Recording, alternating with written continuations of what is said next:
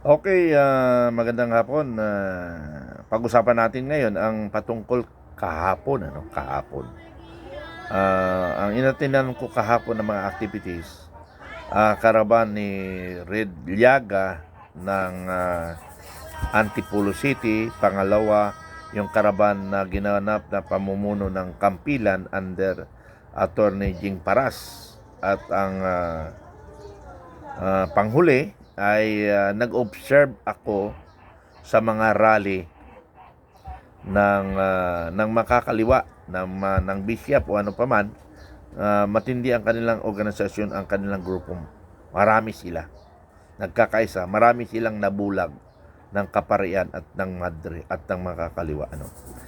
Balik tayo doon sa Congressman Liaga ng 2nd District of Antipolo City, na kung saan ayan ay papalit kay nasirang Congressman Acop.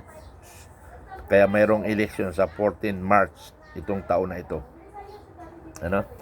So dito sa bagay naman yan ay nakita ko naman sa kanya yung group, yung kanyang mga slogan na anti-corruption, in which is yan ang gusto ko.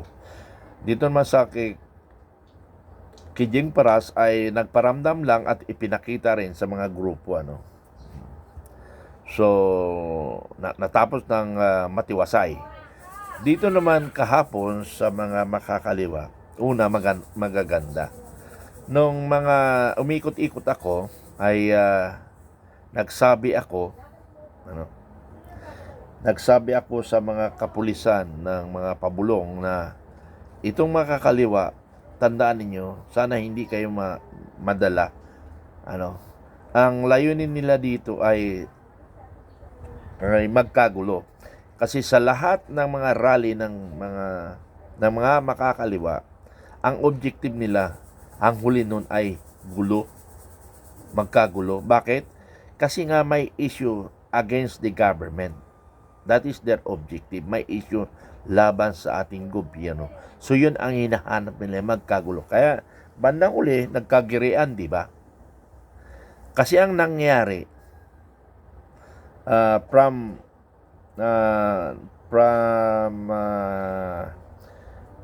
EDSA Monument, pumunta sila ng EDSA Shrine. So, ang ginawa naman, bumalik uli sa EDSA Monument, ayaw na silang papuntahin doon sa EDSA People's Power Monument. Kasi baka pumunta kayo sa monumento. Sa monumento baka pumunta kayo, no? So, nagpumilit silang pumunta doon, ayaw payagan ng pulis. Ginamitan sila ng people power. Wala nagawa ang pulis. Wala nagawang pulis kung hindi nagbarikada. Ito na lang ang advice ko rin sa Ito rin ang advice ko sa kapulisan. Pag nakita nyo na outnumbered kayo, huwag na kayo sumingit. Huwag nyo na ipilit yung ano ang inutos sa inyo. Kasi lalabas ang issue na kayo ang abusado. Kayo ang abusado. Lalabas kayo na kayo ang abusado. So huwag nyo nang pabayaan nyo.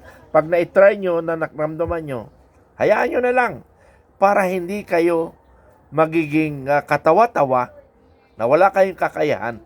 Pangalawa, ang issue doon, abusado kayo. Protector kayo ng magnanakaw. So, dinidipinsahan ko lang kayo. Yan ang binubulong ko sa Philippine National Police. Ang objective nila, manggulo para may issue against the government.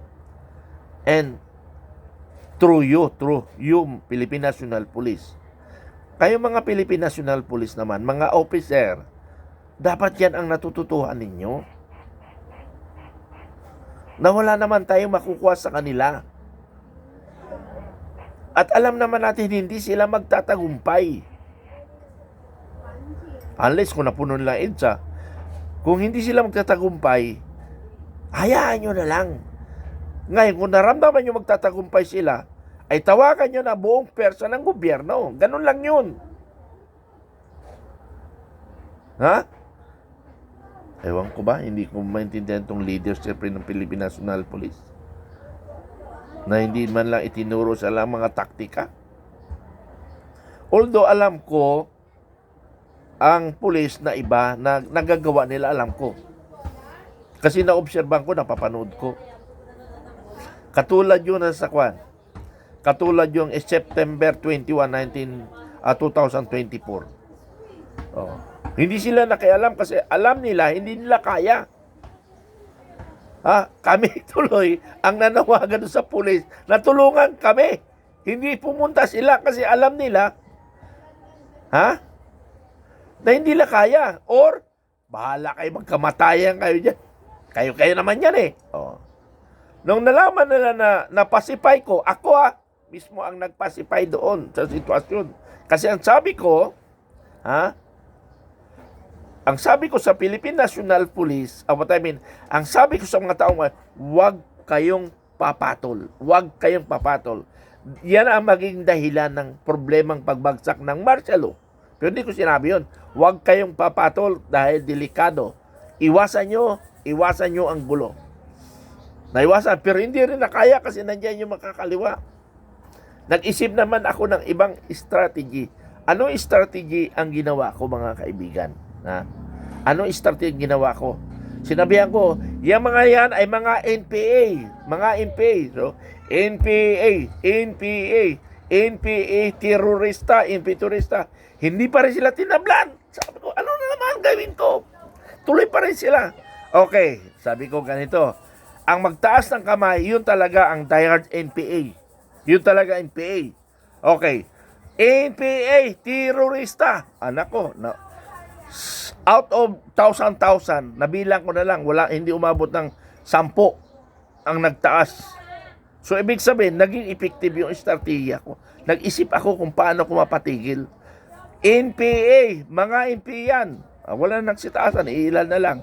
Pero nung sinasabing NPA terorista, nako, ang dami nagsasalungat, dami suma. Pero nung sinabi kong yung mga talagang hardcore NPA, yung magtataas ng kamay, yan ang hardcore NPA, ay mayroon talaga, nagtaas, ilan lang. Pero ang iba hindi. So, that's my strategy, naisip ko. Naisip ko yun. Kasi nga, magkagulo na nga eh. That's the time pumasok ang Philippine National Police. Nung makita niya, kukunti na lang. Sino nagpasipay? Ako. Hindi sila. Tapos nung pumasok na sila, kami nang iniipit.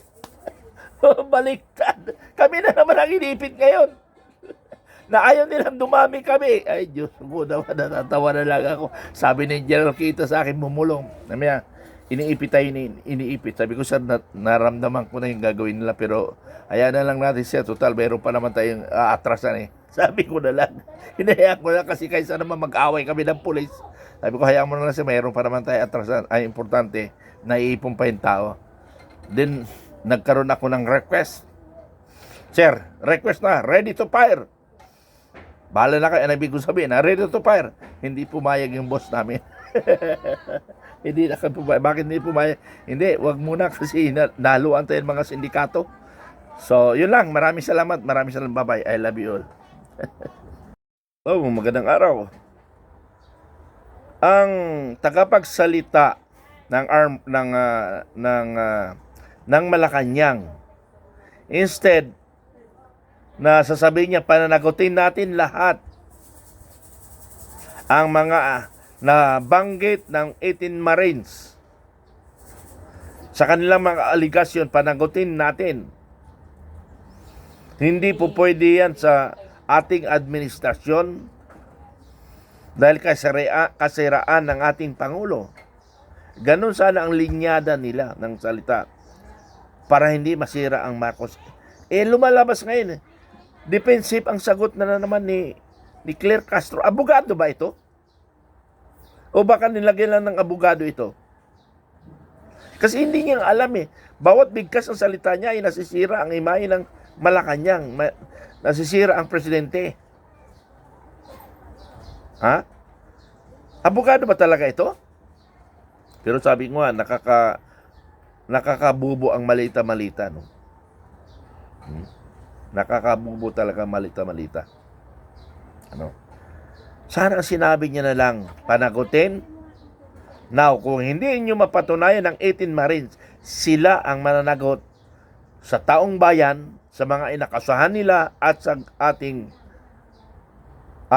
gobyerno na ito. Panagutan nila kung hindi tama yung sinasabi.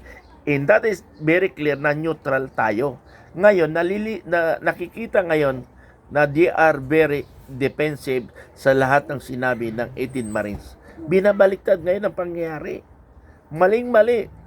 Hindi tayo grade 1. Kahit grade 1, maintindihan nila ang ibig sabihin. Di patunayan nila na kung hindi totoo, ikulong sila, kasuhan sila, di ba? Ganun lang kasimple. Maraming salamat.